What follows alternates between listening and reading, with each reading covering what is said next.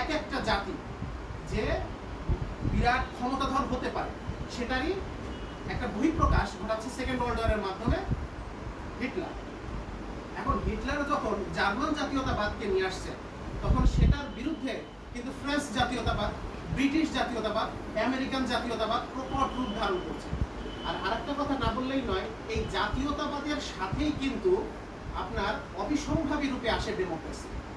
জাতীয়তাবাদের সাথেই আসবে একটু পরেই। আপনি যখন জাতীয়তাবাদের উদ্যম নিতে থাকবেন এর মধ্যে দিয়ে কখনো ডেমোক্রেসি আপনার মধ্যে ঢুকানো হবে এবং বলা হবে জাতীয়তাবাদ রক্ষায় ডেমোক্রেসি ছাড়া কোনো গতি নেই। সে যাক, সেটা আমি যাচ্ছি না সে আলোচনায়। কিন্তু যখন 1947-এ এত উদ্যম জাতীয়তাবাদ চলছে, চিন্তা করে দেখেন ভারত, পাকিস্তান, বাংলাদেশের বেশ কয়েকটা আলাদা আলাদা জাতি কিন্তু তারা একই ভূখণ্ডে শেয়ার্ড ভাবে বসবাস করে।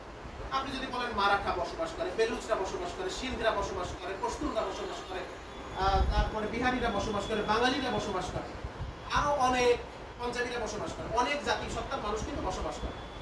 তখন তার এই যে মুসলিম জাতিসত্তা অন্তত পক্ষে একত্র থাকা, এটা একটা রেভলিউশনারি চিন্তা হিসেবেই বলতে হবে।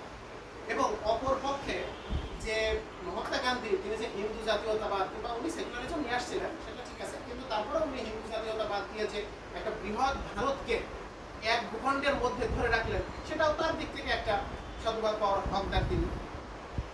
কিন্তু 1947 যখন পাকিস্তান ইস্টাবলিশ হলো মুসলিম জাতীয়তাবাদের ভিত্তিতে, তখন তিনি খুবই প্রাসঙ্গিক একজন।